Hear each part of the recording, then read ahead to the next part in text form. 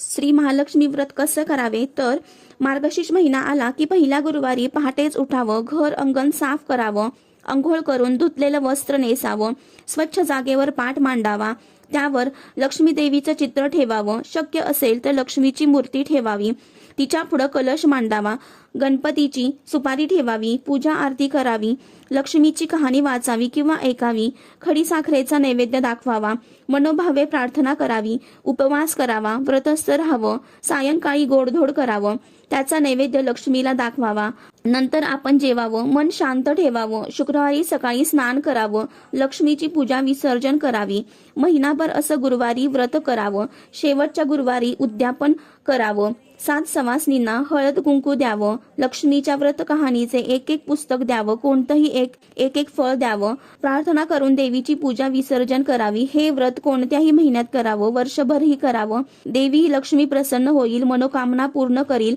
धनधान्य भरपूर देईल, संकट दूर करील, संसार सुखाचा करील.